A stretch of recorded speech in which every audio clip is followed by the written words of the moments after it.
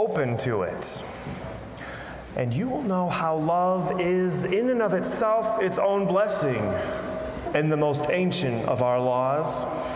Pursue it entirely with everything in you, in your heart, all, in your soul, all, in your being and body and mind, all.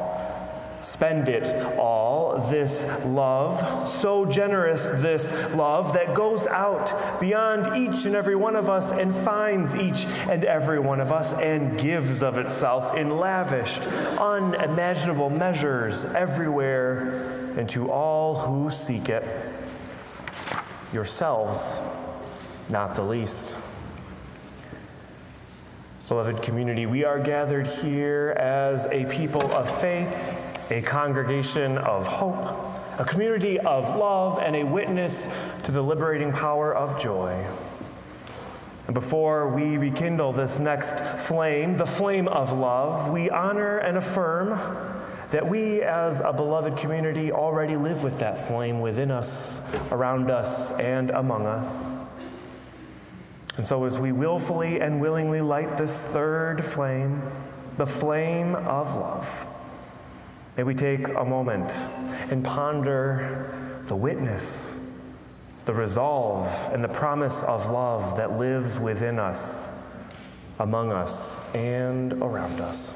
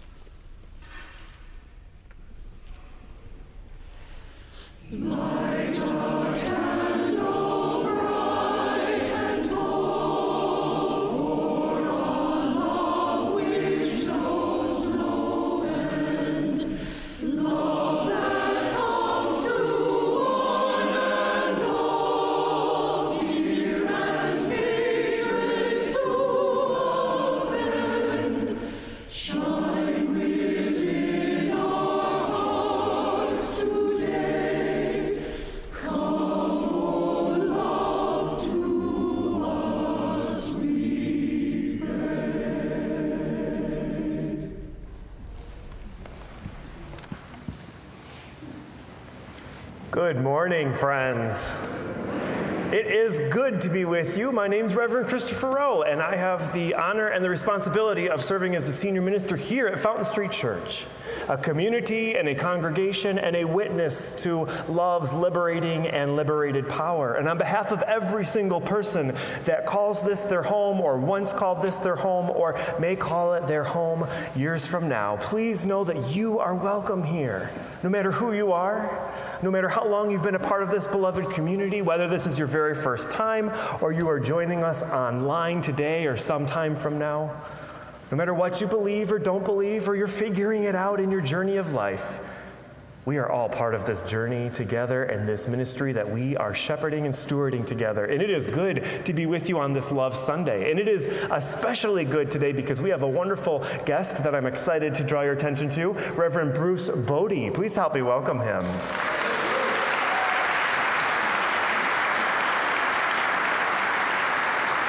It is wonderful to have you with us. He will do a little bit of an introduction of himself later, but for those of you who don't know, Bruce has a lot of history here with us at Fountain Street Church, serving as a minister here in the past and a present friend of Fountain Street even to this day, and I'm so grateful for you.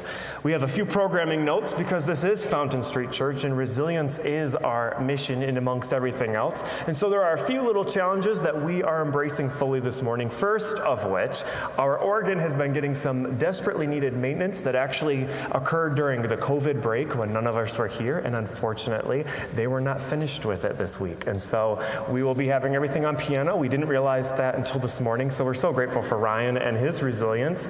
Additionally, we have had this issue in the past, and we keep producing more, but we've run out of programs yet again this morning.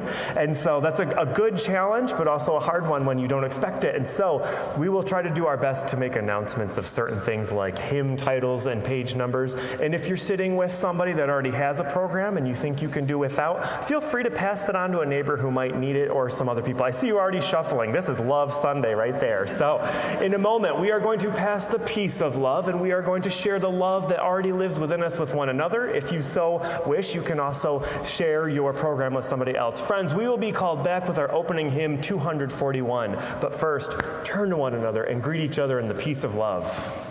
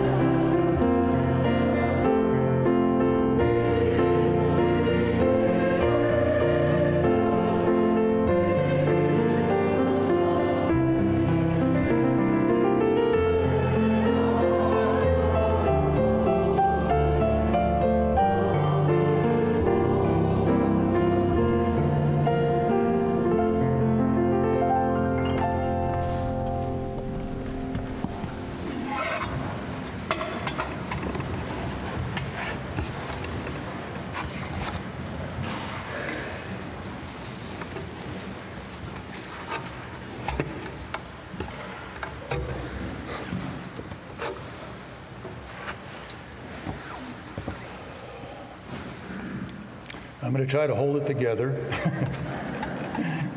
But I want to begin by thanking Christopher, your minister, for the invitation to be with you here this Sunday morning. To be present here in this pulpit, in this magnificent sanctuary, after a number of years, hearing the choir from down here. They've been transported from the last time from up there. And I was fortunately here last Sunday, so I got the chance to hear the organ as well.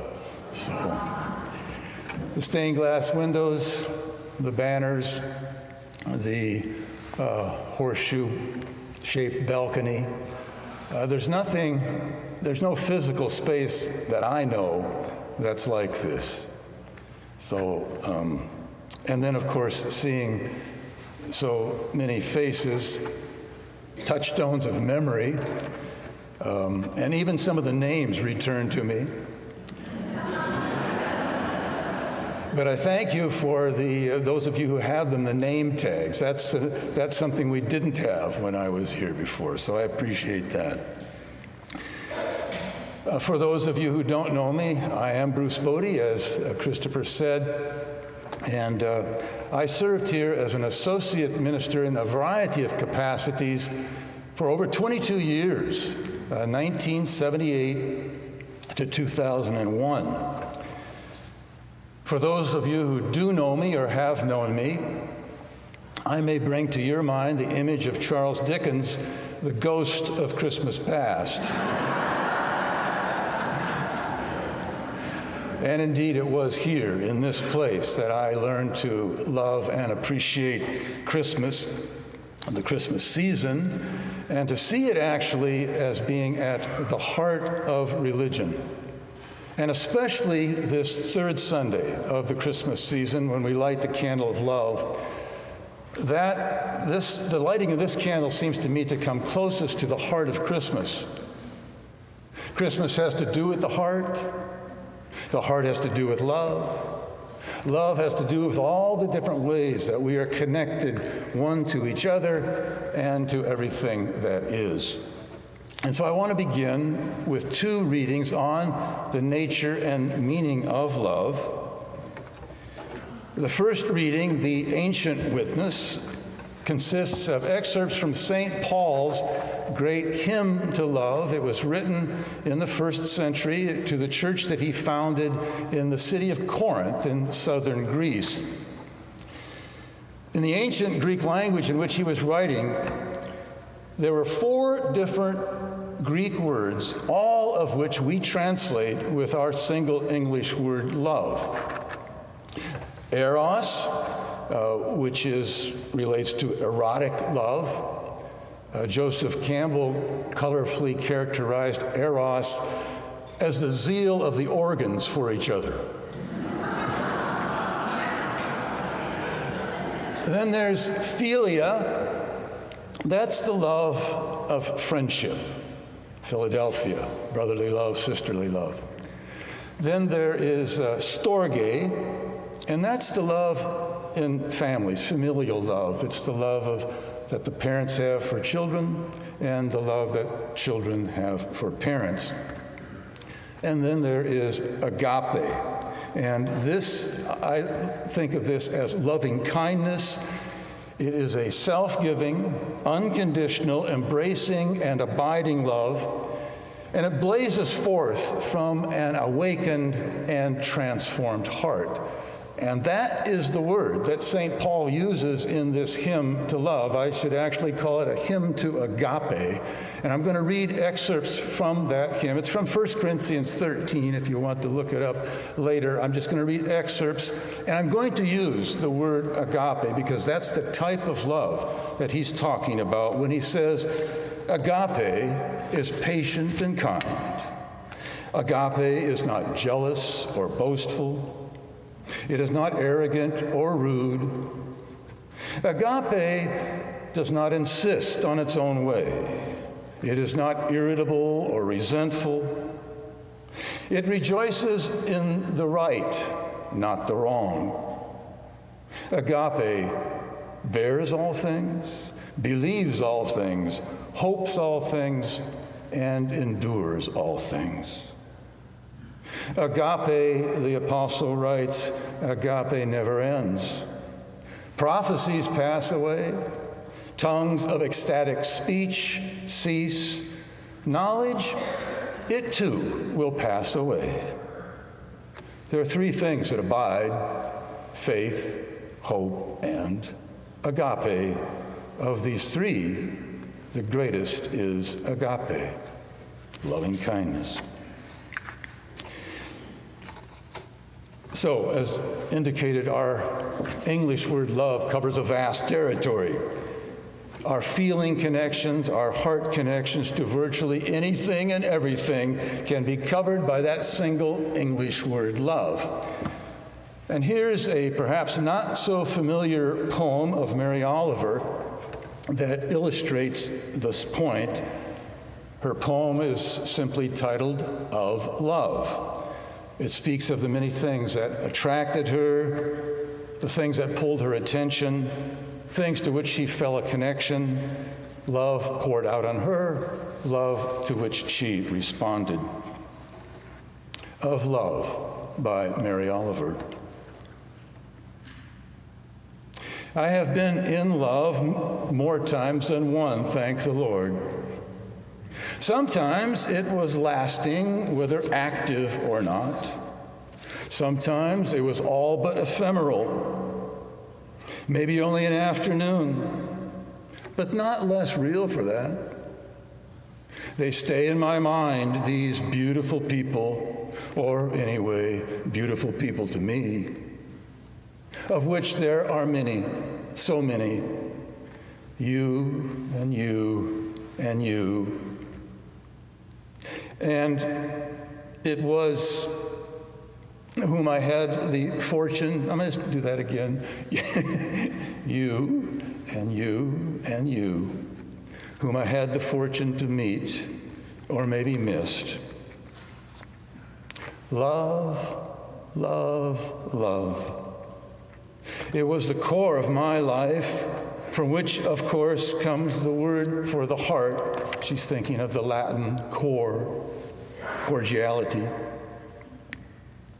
And oh, have I mentioned that some were men and some were women, and some, now carry my revelation with you, some were trees, or places, or music flying above the names of their makers, or clouds, or the sun, which was the first and the best, the most loyal for certain, who looks so faithfully into my eyes every morning. So I imagine such love of the world, she's speaking of the sun, its fervency, its shining, its innocence, and hunger to give of itself. I imagine this is how it began. Choir.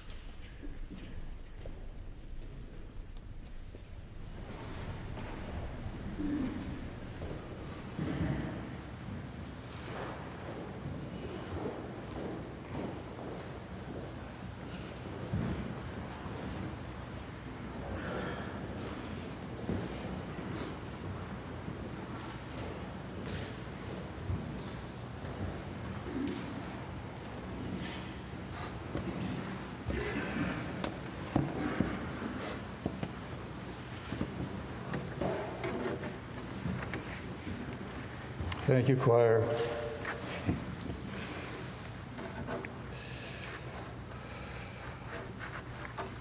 As I said in my introduction to today's readings, it was here in this place that I came to truly deeply appreciate and love Christmas, and to view this Christmas season as being at the heart of religion. And when I went from this place in 2001, I brought the Fountain Street Church celebration of the Christmas season as I had known it in my over 20 years here. I brought it with me almost wholesale into my ministry with the congregation that I served in Port Townsend, Washington for 14 years. It was there from 2004 to 2018. It was with the Quimper Unitarian Universalist Fellowship. That's the name of the congregation I served in.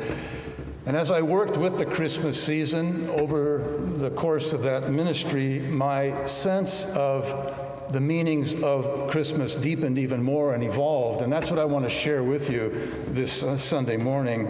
Some of the ways that the Christmas season evolved and has deepened for me over the years. And let me begin then with the sense of the Christmas season as being the emotional center of the year, the time when we attend most consciously to the ties of love, which bind us together, giving dignity, meaning, worth, and joy to all our days. And when I consider these ties of love which bind us together, I go cosmic. I think of those powers in the universe that draw things towards each other and keep them connected. Before love becomes a human quality, it is gravitational, electrical, chemical, those elemental powers of attraction and bonding. These powers were present at the very beginning of our universe, present in the original seed pod when all things were drawn together into a single incomprehensible point of energy, so concentrated that when it unfolded in a sudden burst, it jeweled the universe with billions of galaxies of light, such as the light of our sun, of which Mary Oliver was speaking. These powers of attraction and bonding are still seen in the spinning of the electrons in their orbits around the nucleus of the atom, and in the wheeling of the stars in their orbits in the heavens. And when these cosmic powers enter human life, that's when we speak of love. For what is love but all those forces that attract, connect, and bond us, linking human bodies, hearts, minds, souls, and spirits, the strongest, the fiercest, the most tender forces we can ever possibly know. And so I believe that there is a level of reality and a level of human awareness matching that level of reality in which we may experience that all things are indeed one. No division, no separation, no you and I, no good or evil. Everything is of a single fabric, one organism. We are one before we are two, a singularity, a unity before we are a plurality. Now we are also two. We are separated one from another, individual planets, as it were, and paradoxically, we would not know about our unity if there were not some separation as well.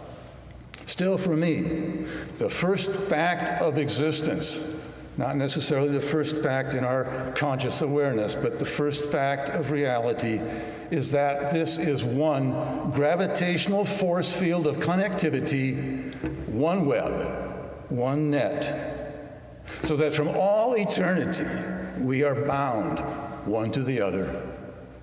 And love is the primary word in our English language that we use to speak of this underlying gravitational connection that links all things. So that's my main thought on the subject of love and of our use of the English word love, which is rooted in my philosophical religious understanding that this is one interconnected reality and that our unity is prior to and greater than our separateness. Now, having a sense of this underlying connection, you might say that we get carried away, so that we profess our love to anything and everything. We profess our love to God, to country, to mother, father, spouse, children, pets, trees, flowers, mountains, money, sports teams, etc., etc., etc. Our positive feeling connections, our heart connections to virtually anything and everything are covered by our single English word love. All you need is love. That seems to be our English language motto. Which brings up another aspect of the subject, namely that we may lack nuance in our expression of our feeling connections. In other languages, we find more discrimination and differentiation in relation to our heart connections, our feeling connections. I mentioned in the ancient Greek language, there were 4 words that we translate with the English word love, and I've read that in Persian there are 80 words for love, and in Sanskrit 96 words for love. That is 80 or 96 different words that differentiate and discriminate the feeling nuances of our various relationships and connections, which may point to a certain impoverishment and clumsiness in our English language, even sometimes a muddling of our different heart connections. We know, of course, that the love that parents have for children has a very different quality to it than the love that the parents have for each other. Yet, in defense of the English language and in defense of love and our use of the word love, there is, as I say, also a place where all the different types of love meet. And our English word love points to and is a way of speaking about the fundamental unity of things that underlies all the different kinds and types of love. The particular types of connections vary enormously, but underneath and in and through everything, we are all connected. We are all part of one great love, as we say. So, we may not nuance the variations well, but at least we catch that universal note of connections. So that's my main mental, intellectual way that Christmas has deepened for me over the years since leaving this place. And let me move then to a second way the Christmas season has deepened for me over the years, namely in my awareness of why and how the Christmas season can be so very, very difficult for so very many people. And really, I suppose it's pretty obvious when one considers it, and that's because it's during the Christmas season that the highest of our human ideals and values are lifted up and celebrated. Ideals of harmony, the ceasing of violence and strife, the deep wish that peace might prevail upon this troubled planet of ours. But in lifting up these ideals, it's also a time when the distance between what we long for and where we are is felt most vividly. Tensions that we can live with or overlook during the rest of the year now, as it were, become highlighted. A member in the congregation that I serve in Port Townsend once brought the following quote to my attention. Isn't it funny? Isn't it funny that at Christmas, something in you gets so lonely for, I don't know what exactly, but it's something that you don't mind so much not having at other times? Let me read that again. Isn't it funny that at Christmas, something in you gets so lonely for, I don't know what exactly, but it's something you don't mind so much not having at other times? And again, another member of the congregation once emailed me the following note, which reads, holidays like Christmas do have a way of making visible major leaks in the dike of one's life. Now, that image of leaks in the dike fits nicely with my Dutch heritage. However, I tend to think of seams in relationships that become more apparent at this time of the year. During the Christmas season, for example, when families are supposed to be harmoniously of one accord, the seams that stitched families and individuals together into one fabric, those seams become more obvious. And so this season of the heart also brings forth aches of the heart, memories perhaps of a family that was once together but is so no more, and memories of loved ones, those that we lived with and that we lived for, who were once physically with us but are so no more. So in this season, when we pray most fervently that all tears may be wiped away, inevitably, spontaneously, they come to the surface. But let them come. Let them come. To find our way in the season of the heart, it's important that we provide a generous space for the sorrows of the heart, a time for sitting with sorrow and not passing it by. Paradoxically, unless and until our sorrow is honored and our grief given its needed place, we will be blocked from the full beatitude and joy of this Christmas season.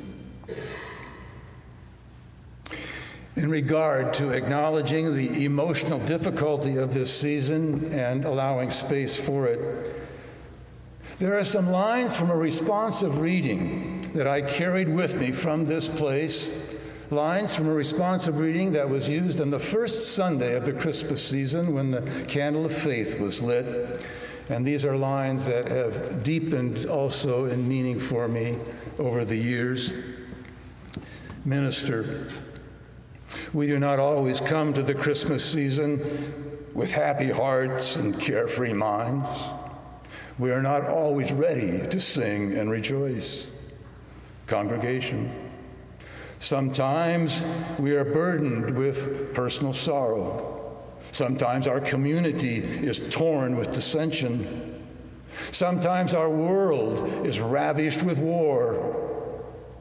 Minister, sometimes, even at Christmas, the world seems dark and dreary. We are burdened with the memory of too many failures, too many defeats, too much sorrow. Congregation, sometimes loneliness, fear, selfishness, discouragement, and resentment turn the bells of Christmas into bitter mockery.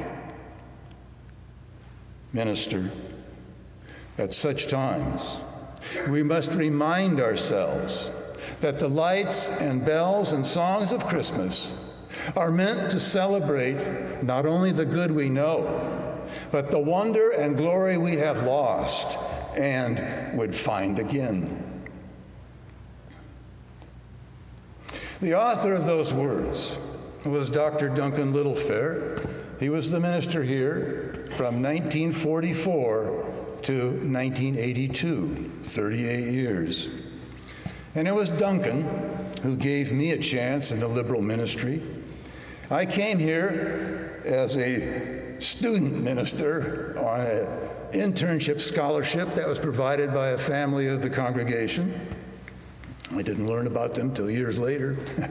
That was at the beginning of 1978. And on the last day of that year, December 31, it was a Sunday, it was New Year's Eve day as this year. It was on that date that, to a small congregation, Duncan announced his retirement in a sermon titled Between You and Me. Duncan was also my primary mentor for the Christmas season. He once said privately to me, "If the liberal church had only the Christmas season, and if it celebrated it as it could and should celebrate it, it would validate its existence on that basis alone." What was behind this statement? Basically, as I took it, it was that the heart of religion is to be found in the values, qualities, images, and dreams that are brought forth and celebrated in this Christmas season. Christmas, thus, is a symbol of the holiness and wholeness of life and being. It represents the possibilities of what humans can and should be within themselves, between each other, and in relation to our planet at large. And Christmas represents these possibilities not only to persons of a Christian heritage, but to many others as well throughout our planet. Now, about this time each year, there will be complaints about Christmas being co-opted by those who are not true believers. It will be a pitting of the Christ child against Santa Claus. It will be represented as a contest between the Gospel of Luke and the movie Miracle on 34th Street. I also like to think that I am a true believer in Christmas, however. It's just that for me, Christmas has little to do with either doctrinal belief or literal history. And I think that most people who celebrate Christmas understand this. They find the Christmas season meaningful and valuable largely because it's not about doctrinal belief or literal history. Rather, it's about the holiness of the heart's affections and the truth of the imagination, to quote English poet John Keats. And so I would venture to say that it's only the doctrinalists and the literalists on both right and left who have trouble with Christmas. A few years ago, I received yet another email from a member of the congregation I serve in Port Townsend. And she wrote saying that she had recently asked her grown-up daughter, she had asked her the straightforward question, "What is your religion?" Her daughter, she said, thought for a moment, and then with strong conviction replied, "Christmas." Christmas was her religion. And is it not true that at Christmas, despite issues of commercialization and so forth, there still shines forth the human dream of how human life could and should be lived? This is a dream that arises out of the human heart and which has to do with the ties of the heart, the yearnings and longings of the heart, and the possibility that even the most closed-off heart could be blasted open. And so let me conclude my message to you on this third Sunday of the Christmas season with the figure who perhaps more than any other embodies the spirit of Christmas. It's the hero of Charles Dickens' tale, A Christmas Carol. I'm speaking, of course, of Ebenezer Scrooge. It's the story of the cracking open of Scrooge's shriveled and frozen heart. It's the drama of Scrooge's rebirth and redemption, and this is a story that has played a very large part in making Christmas what it is for us today. It turns out that Charles Dickens visited the United States in 1842, and he became friends with a number of American Unitarians, including such notables as Ralph Waldo Emerson and William Ellery Channing. Upon his return to England, Dickens began attending Unitarian services at the little Portland Street Chapel near London, where he and its minister, the Reverend Edward Taggart, formed a friendship that was to last until Taggart's death 16 years later. And then shortly after Dickens had begun attending the little Portland Street Chapel, this was in 1843, Dickens conceived and he wrote about this truly miserable soul who had turned his back on Christmas. Oh, but he was a tight-fisted hand at the grindstone Scrooge. A squeezing, wrenching, grasping, scraping, clutching, covetous old sinner, hard and sharp as flint from which no steel had ever struck out generous fire, secret and self-contained and solitary as an oyster. He carried his own low temperature always about with him. He iced his office in the dog days and didn't thaw it 1 degree at Christmas. Nobody ever stopped him in the street to say with gladsome looks, "My dear Scrooge, how are you? When will you come to see me?" No beggars implored him to bestow a trifle. No children asked him what it was o'clock. No man or woman ever once in all his life inquired the way to such and such a place of Scrooge. Even the blind men's dogs appeared to know him, and when they saw him coming, they would tug their owners into doorways and up courtyards. Yeah, such was the state of Scrooge's frozen and shriveled heart. But then Charles Dickens goes to work on Scrooge to see if there might be any hidden gold beneath that roughened, toughened exterior. Dickens goes to work to discover how it is that Scrooge had gotten cut off from love and whether there was anything to be done about it. And thus, we too are encouraged at this time of the year to ask in what ways our hearts have grown cold, and how it is that we might have lost our way to our deeper underlying connections with life. And more than this, we are encouraged to realize that redemption and transformation are always possible, that it's never too late to connect and to reconnect with larger life. That it's never too late to uncover the potential latent within us that would allow us to experience a greater love than we have hitherto known. Such love, such connection, such reconnection is at the heart of the Christmas season. It is at the heart of religious experience. It's at the heart of human life. And it's at the heart of the infinite, unoriginated, forward-pushing creativity of being itself, of which we are each a small part. Let's enter into a short period of silence, which I will end with a kind of benediction. Let us be together in the silence.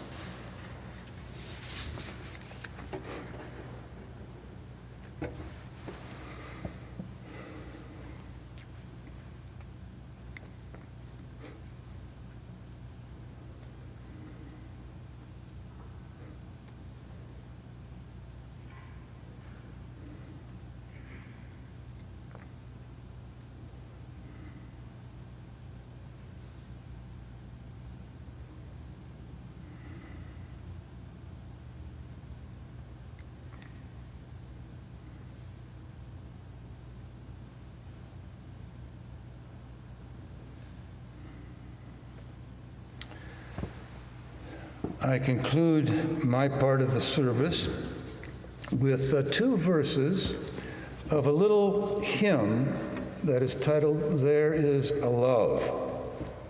And this is a hymn that some congregations that I know of sing almost as a kind of benediction. The words of these verses are those of the Reverend Dr. Rebecca Parker, and the love that she is speaking of, as I take it, is that of a creative, cosmic, connecting power. Verse 1 goes like this: "There is a love, capital L, there is a love holding me. There is a love holding all that I love, lowercase l.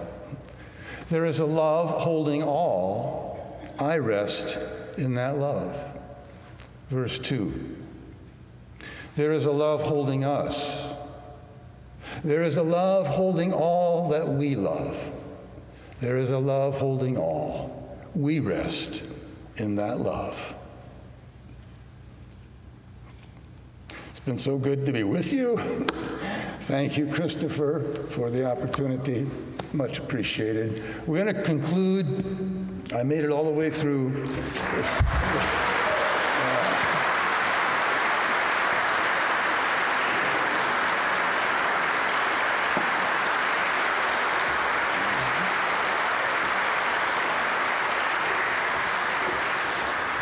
We're going to conclude with the text for our commitment hymn. It's based on St. Paul's hymn to agapic love that I read earlier. It's number 34 in your hymnals, "Though I May Speak with Bravest Fire."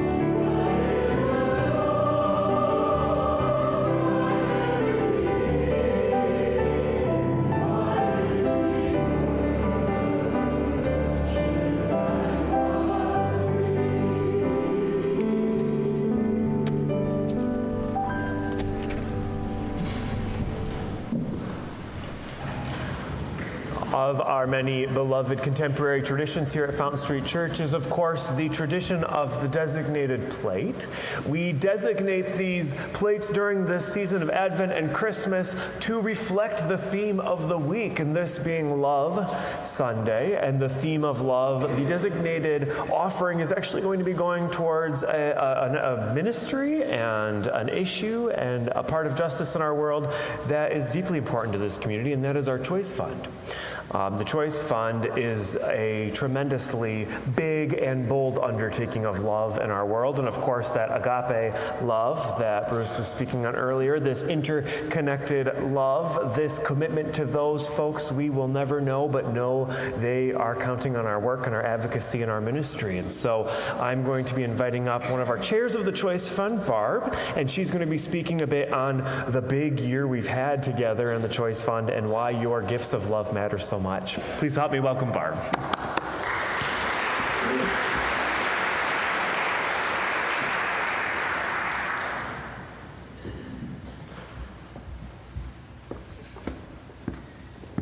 Good morning, beloved community.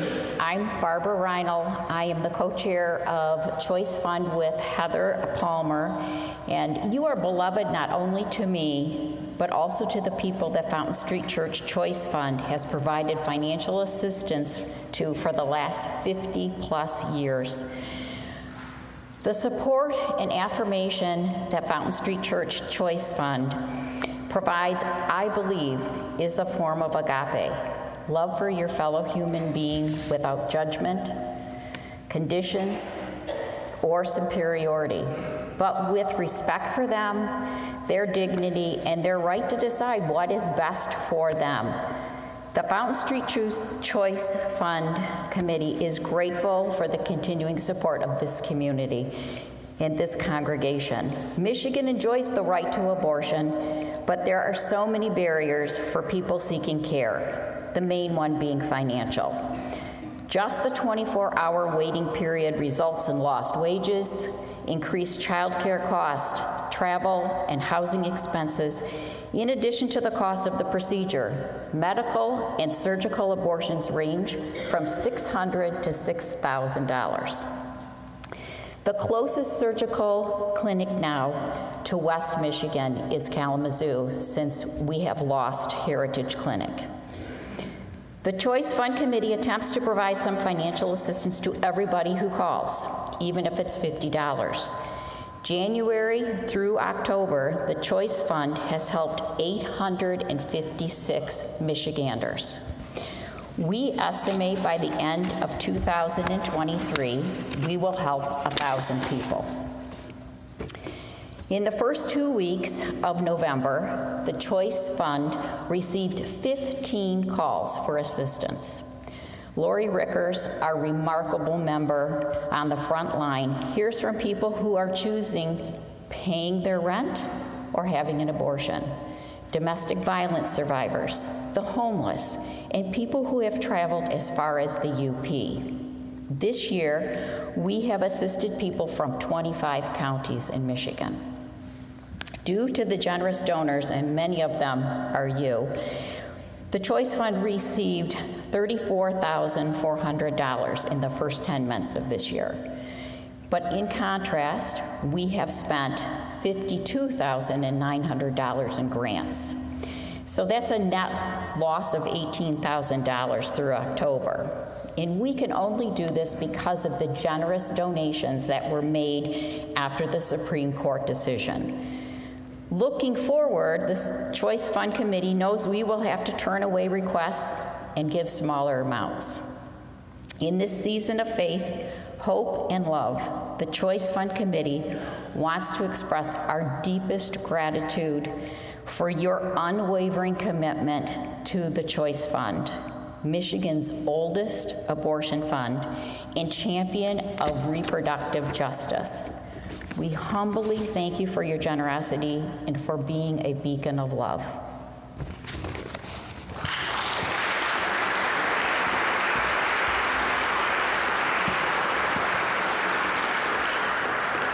Before we take our collection, I want to thank Barbara again, as well as Heather Palmer, who is the co-chair. And will you please just help me in thanking the Choice Fund as a whole for the amount of work and capacity and energy and love that goes into their work together. Thank you. You heard that number. We are certainly near 1,000, if not already over it, of people who have needed assistance, which you can do the math, means that there isn't a day and a week that goes by where Lori Rickers, our Director of Finance, doesn't email me or call me or come up to my office and say, Reverend Christopher, I have this story for you. We talk it through and we figure out what we can do to help. The need is immense in our society. The access is very limited, even in our own community, and so this is a very much a direct impact that you are able to provide as far as love and justice and equity and inclusion. So please give generously. You can always give online and give directly to the Choice Fund as well. So if you're watching from home or can't do it in this moment, we welcome your gifts virtually as well. In the spirit of love and agape and love, light, and justice, our offering will now most graciously be received.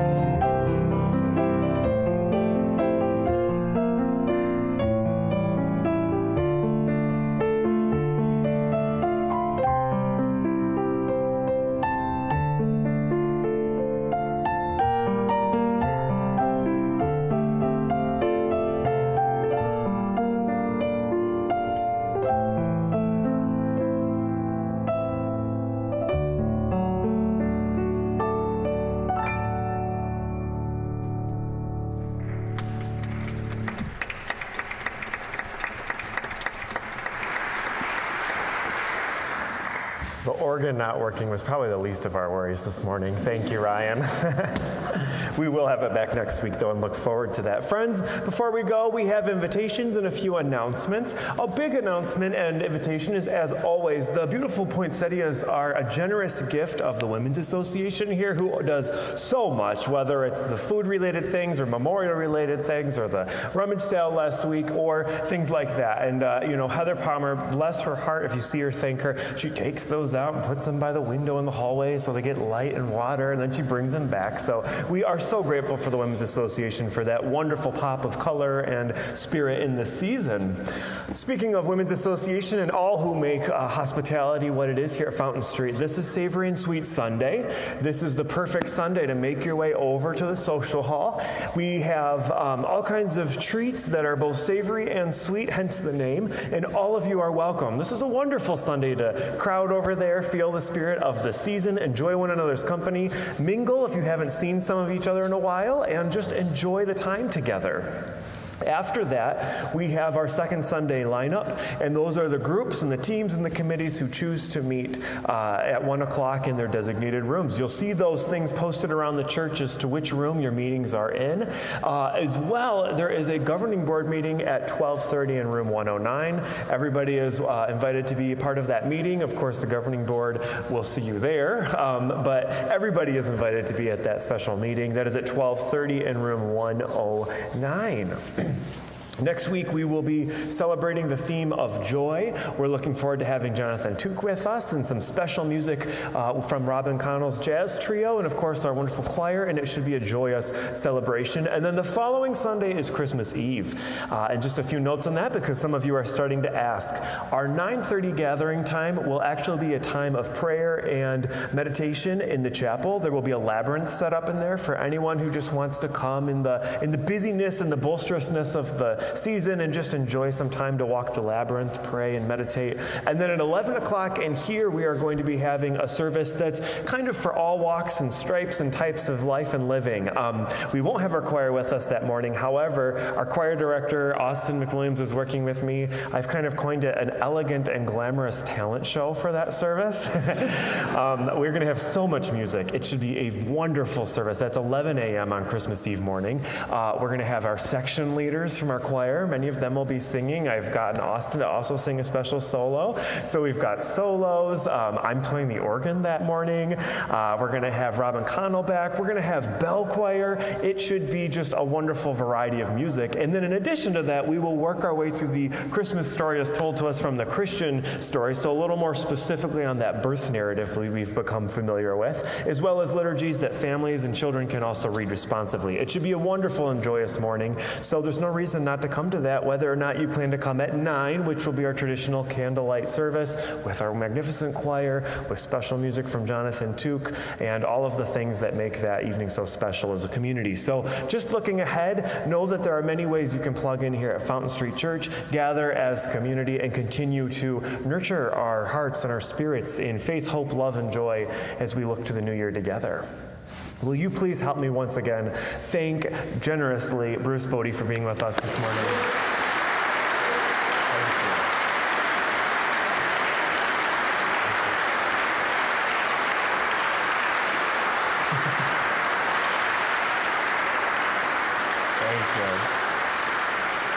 Additionally, I'm so grateful for Ryan and rolling with it so great, wonderfully. Thank you so much, Ryan.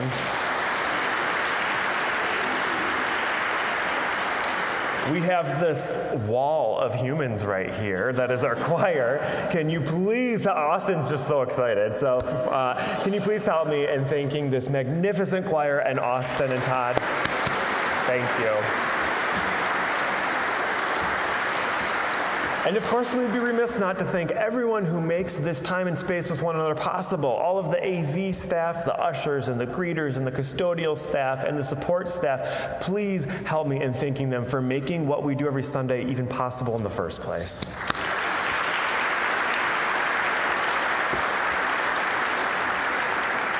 Friends, as we go forth, may you go on the wings of faith and the promises of hope and, of course, the interconnectedness of love and agape. Until we see each other again, take a bit of this Advent flame with you into the world, nurture it, tend to it, and be blessed by the choir's sung blessing for us this morning.